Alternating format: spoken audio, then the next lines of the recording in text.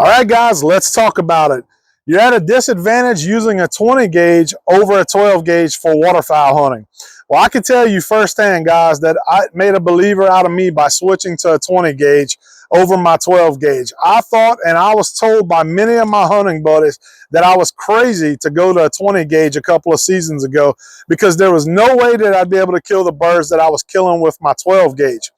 Now, I heard every excuse from one end to the other as far as why I would kill less birds with a 20 gauge, that I wouldn't have the distance with a 20 gauge, I didn't have the amount of pellets with a 20 gauge, all that type of information my buddies were telling me.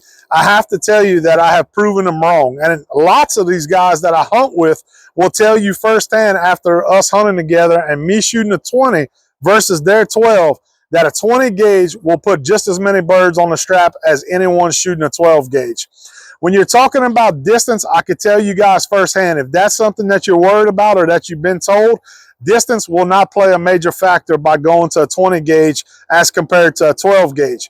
As a matter of fact, I took my 20 gauge goose hunting down in the rice fields in South Louisiana several seasons ago, and one of my good friends who goose hunted his whole life, he laughed at me when I showed up with a 20 gauge, telling me there's no way I'd be able to knock those geese down from the distance that we were shooting out of the pit blinds. Well, lo and behold, guys, I was knocking down geese the same amount of distance as he was with a 12 gauge, and he was shocked with the results, I have to tell you.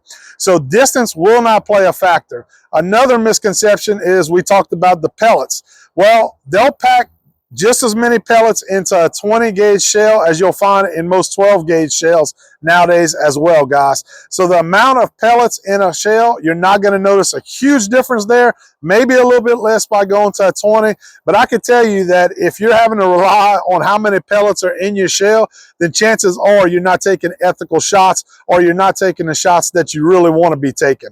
If you get those birds close enough to your spread and take ethical shots and draw them in like you're supposed to, then it will not matter if you use a 20 gauge or a 12 gauge in that situation. I can tell you another huge advantage by going to the 12 gauge is the weight of the 20 gauge, let me say that, is the weight of the 20 gauge. It is so much lighter than my 12 gauges were, especially public land hunting when I was carrying my firearm in with me. You notice a 12 gauge a lot more than you do a 20 with you. I also love the weight of it when I'm shooting the 20 gauge, the swing, the recovery after a missed shot to get on that next shot. I notice a huge difference with a 20 gauge. So in my opinion, a 20 gauge has become one of my most favorite gauges to shoot. I have guys that are shooting 28 gauges that I know, and they tell me that they love it as well. So these sub gauges are becoming more and more popular because people are realizing that they're not having to give up a lot to be able to compete with what they were shooting before in a 12 gauge. Now, I will tell you, a 12 gauge still has its place, and some guys will disagree with the whole sub gauge idea, but for me, it's been a great switch.